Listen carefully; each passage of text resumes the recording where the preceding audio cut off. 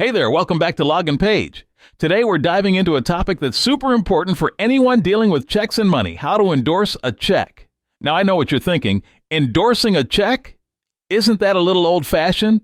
Well, let me tell you, while checks might seem outdated compared to all the digital ways we handle money these days, you're bound to run into one eventually. It could be a graduation gift, a paycheck from a small business, or even a tax refund. So what exactly does it mean to endorse a check? When someone writes a check to you, endorsing it is basically how you give the bank permission to deposit that money into your account. Think of it like your seal of approval. Let's go over some important tips first. Always use a pen with blue or black ink, no crayons, no red ink, and definitely no invisible ink. Banks like things to be clear and legible. Also, make sure your endorsement matches the name exactly as it appears on the pay to the order of line. If your name is misspelled or uses a nickname, you'll need to endorse it as it appears and then sign again with the correct spelling. Now let's break it down step by step. First, flip the check over. You'll see some lines or a section that says Endorse here.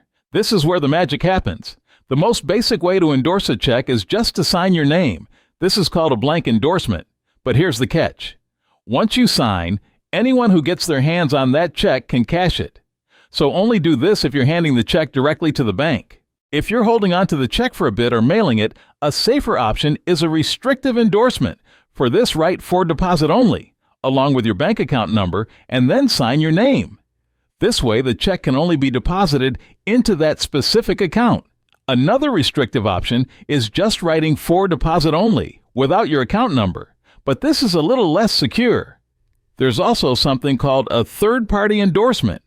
Let's say you want to sign the check over to someone else. You'd write pay to the order of name with their name and then sign underneath. Just be careful. This makes the check as good as cash, so only do this with someone you completely trust. Before you hand over the check, here's a pro tip. Take a picture or make a copy of both sides for your records. And of course, always check your bank account afterward to make sure the funds are deposited properly. That's it for today's guide on endorsing a check. If you found this video helpful, make sure to give it a thumbs up and let us know in the comments. If you've ever had to deal with checks before, whether it's your first time or you're a seasoned pro, we'd love to hear about your experience. And hey, don't forget to subscribe to Login Page for more simple step-by-step guides just like this. Hit that notification bell so you don't miss any future tips to help make managing your money a breeze. Thanks for watching and see you in the next video.